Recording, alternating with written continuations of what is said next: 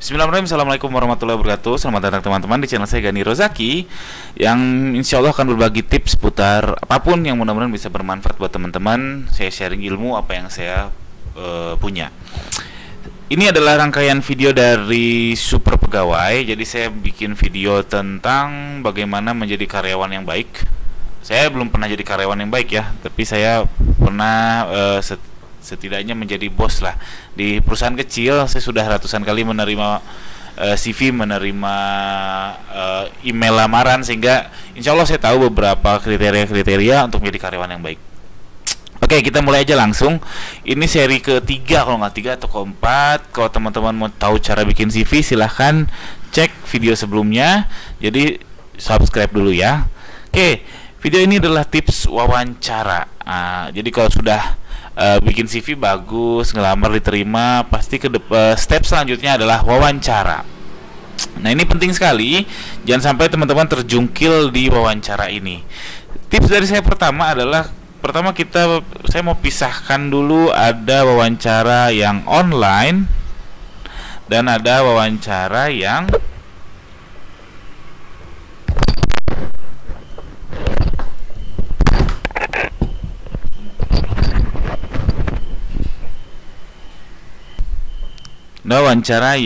offline.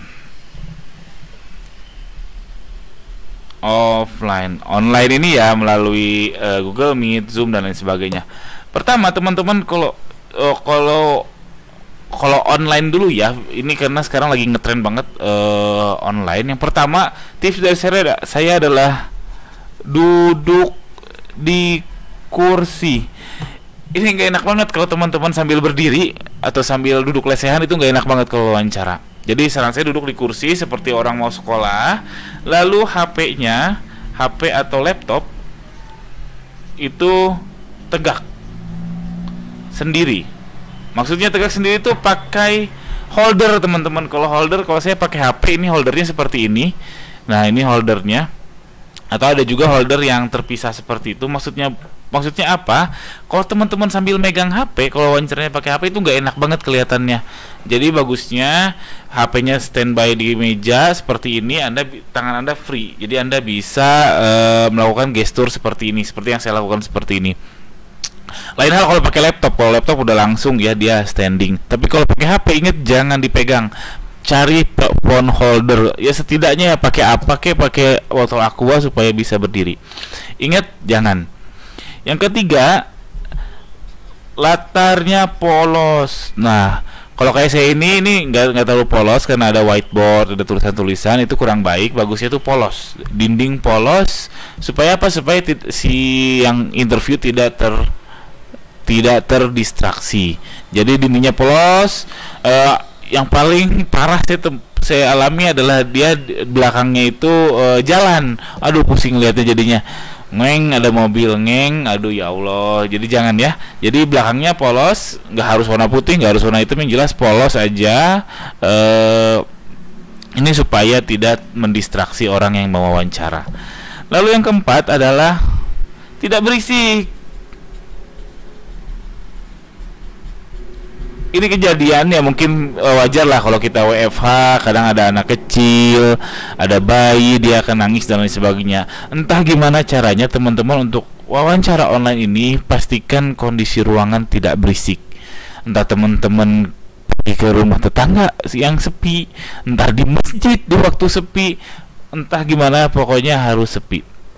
Karena sangat mengganggu sekali. Kadang saya sedang wawancara, ada suara anak kecil, aduh, cukup mengganggu. Lalu pastikan internet.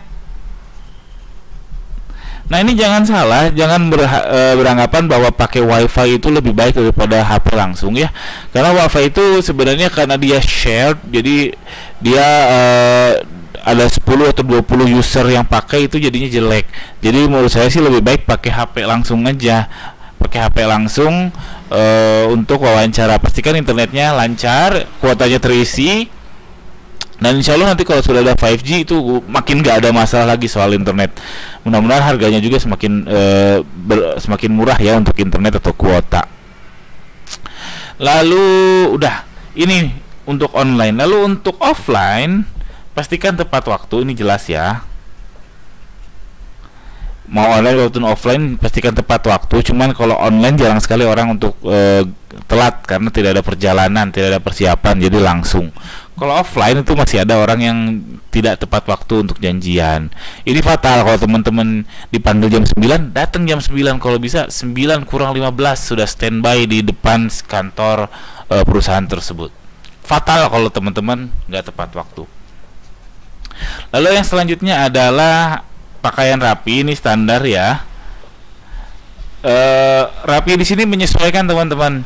Jadi kalau teman-teman ke bank, tentu harus yang necis ya, pakai jas, pakai kemeja dan lain sebagainya. Tapi kalau ke perusahaan-perusahaan seperti kafe dan lain sebagainya, nggak harus pakai kemeja juga nggak apa-apa. Justru lebih luas pakai polo shirt atau kaos yang lebih formal atau pakai koko, itu lebih baik menurut saya daripada pakai kemeja atau sampai jas. Kalau untuk sektor-sektor yang tidak terlalu formal. Apalagi zaman sekarang orang lebih menghargai isi daripada luaran. Beda kalau jadi PNS atau BUMN ya. Lalu pakaian rapi, lalu dokumen. Nah ini dokumen sebenarnya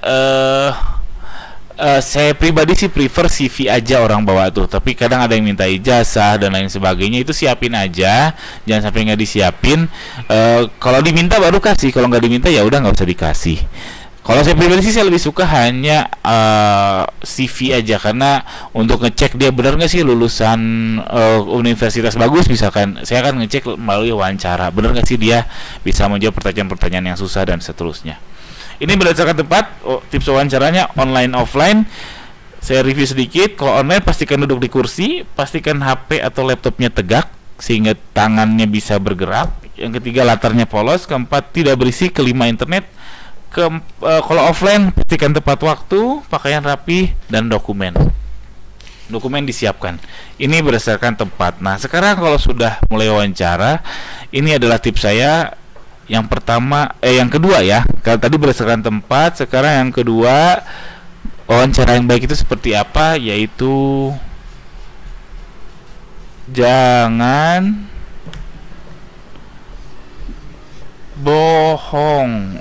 Ini waduh, ini sehari-hari saya temukan, hampir tiap wawancara saya temukan banyak orang yang berbohong akan CV-nya. Jadi berbohong akan kemampuannya dia. Sebenarnya dia nggak bisa mengerjakan A, tapi dia bilang bisa A. Ini fatal teman-teman. Pertama, yang mewawancarai teman-teman itu sudah mewawancari banyak orang, dan dia secara insting, secara tidak langsung akan tahu si orang itu bohong atau tidak. Itu satu fatal karena Anda sangat mungkin ketahuan bohong. Oke, sekali lagi, yang mewawancarai Anda itu orang yang lebih baik daripada Anda. Ya enggak, karena dia sudah kerja di perusahaan tersebut, mungkin dia pemilik dan seterusnya, dan dia sudah mengalami ratusan orang yang wawancara seperti Anda. Jadi kalau Anda bohong, kemungkinan besar dia tahu. Saya pun begitu. Saya melihat ada orang, kok tiba-tiba dia bilang punya skill A, padahal biasanya orang nggak punya skill itu. Saya sudah tahu kalau dia bohong, ya sudah, saya langsung skip. Jadi satu, akan sangat mungkin ketahuan. Yang kedua, jika tidak ketahuan pun dan Anda diterima di sana, Anda cepat atau lambat akan dipecat juga. Jadi percuma. Oke? Sekali lagi, jangan bohong. Anda akan buang waktu Anda akan buang waktu si perusahaan. Sekali lagi, jangan bohong.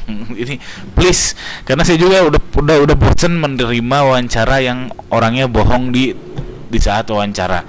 Kan waktu saya jadi habis, waktu dia juga jadi habis dan seterusnya. Oke. Ini yang kedua. Saya lanjutkan, yang ketiga adalah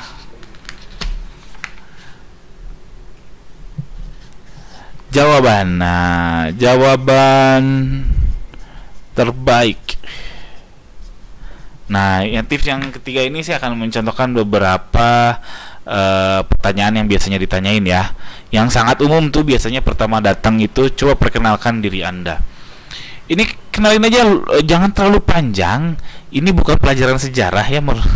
Jadi cukup menjabarkan apa yang di CV.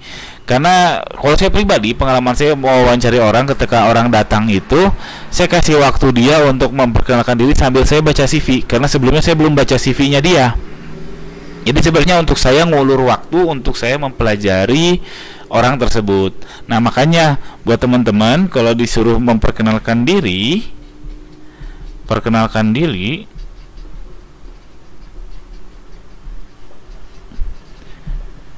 jangan melebihi dari CV ya. Hanya seputar CV-nya aja. Jadi di CV, kalau di CV ada pengalaman kerjanya tertulis di perusahaan A, B, C, D, sesuai dengan CV aja. Jangan lebih. Lalu pertanyaan selanjutnya yang paling sering ditanyakan adalah apa sih kekurangan dan kelebihan Anda? Nah, ini agak-agak tricky ya. Jadi kadang ada yang bilang kekurangan, saya bisa bekerja dalam tim, saya berusaha keras, saya pekerja keras, saya bisa dalam tekanan. Nah, pertanyaannya, kalau Anda memang sehebat itu, kenapa Anda mengapply pekerjaan? Kenapa Anda pindah dari pekerjaan sebelumnya? Iya nggak? Nah, makanya hal-hal seperti itu tinggalkan. Hal-hal yang sebenarnya Anda juga nggak yakin itu benar gitu. Karena oke, Anda kuat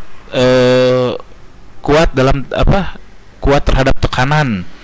Karena kadang orang juga, saya pribadi pun kadang kuat kadang tidak, tergantung situasi. Jadi itu hal yang sangat normatif. Apakah itu bohong? Belum tentu bohong memang. Cuman ini normatif karena satu tidak bisa dicek.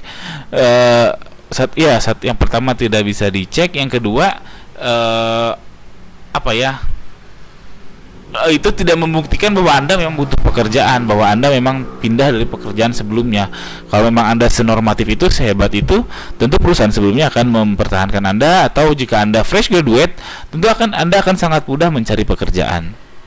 Oke, lupakan kata-kata mutiara, lupakan yang normatif. Lupakan normatif, lupakan kata-kata mutiara. Lalu yang terakhir, pertanyaan apa yang paling sering ditanyakan adalah, kalau Anda diterima, apa yang akan Anda lakukan? Nah, ini juga sama, jangan normatif, jangan bilang saya akan berusaha sekuat tenaga untuk memajukan perusahaan. Waduh, itu ya keren sih, cuman ya HR perusahaan tuh ya nggak itu sih yang pengen didengar, tapi lebih ke misalkan Anda sudah mempelajari perusahaan tersebut, lalu Anda akan bilang bahwa saya akan bikin contohnya perusahaan mobil ya, misalkan ya, saya mau bikin desain aerodinamis nomor 1 di Jawa Barat. Nah, itu lebih terukur daripada saya akan berusaha sekuat tenaga untuk memajukan perusahaan ini. Aduh, itu terlalu normatif. Jadi sekali lagi, kalau ada pertanyaan itu jangan normatif, jauhi kata-kata mutiara. Jadi lebih ke yang lebih terukur, lebih jelas apa sih maksud perkataan yang bisa orang ngecek. Mungkin Anda akan bingung di pertanyaan-pertanyaan ini. Kalau Anda bingung dengan seputar tips yang nomor 3 ini, saran saya yang terakhir adalah untuk yang ini, kalau Anda bingung ya ikutilah hati Anda. Kalau Anda tidak bohong, ya ikutilah hati Anda. Jawab sesuai dengan hati Anda, tidak mengada-ngada, sesuai dengan kenyataan, dan follow your heart. Be yourself, itu lebih penting. Kalau yang tips nomor 3 ini Anda bingung. Oke, itu aja tips ini. Mudah-mudahan sukses wawancara Anda. Jika Anda suka, tolong subscribe channel ini. Jika ada masih pertanyaan, tuliskan di kolom komentar di bawah. Sekian saja. Assalamualaikum warahmatullahi wabarakatuh. Selamat praktek. Bismillahirrahmanirrahim. Semoga sukses. Assalamualaikum. Dadah.